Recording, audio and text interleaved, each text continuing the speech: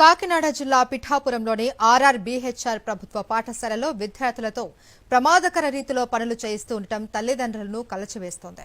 స్వర్ణాంధ్ర స్వచ్ఛాంధ్ర కార్యక్రమంలో విద్యార్థులకు చీపుర్లు ఇచ్చి పాఠశాలను శుభ్రం చేయించారు ఉపాధ్యాయులు. ఇందులో భాగంగా విద్యార్థులను పాఠశాల భవనంపైకి ఎక్కించి సన్షేడ్ స్లాబ్లపై పనులు చేయించారు. విద్యార్థులు కష్టపడి పైకెక్కి ప్రమాదపు టంచుల నిలబడి పనులు చేశారు. ఈ దృశ్యాలు సోషల్ మీడియాలో వైరల్ అయ్యాయి. వీటిని చూసి విద్యార్థుల తల్లిదండ్రులు ఆందోళన వ్యక్తం చేస్తున్నారు. విద్యార్థులను పైకి ఎక్కించి ప్రమాదకర రీతిలో పనులు చేసేటప్పుడు ఏదైనా జరగరానిది జరిగితే ఎవరు బాధ్యత వహిస్తారు అని ప్రశ్నిస్తున్నారు ఆ తల్లిదండ్రులు.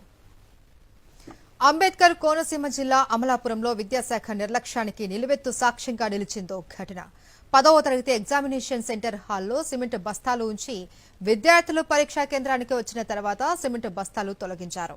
సిమెంట్ బస్తాలు తొలగించే వరకు విద్యార్థులు వేచి ఉండవలసి వస్తుంది. అసలే పరీక్ష టెన్షన్, ఆపై నిరీక్షణతో విద్యార్థులు గందరగోళానికి గురయ్యారు. ఉపాధ్యాయుల నిర్లక్ష్యంపై ఆగ్రహం వ్యక్తం చేశారు విద్యార్థుల తల్లిదండ్రులు.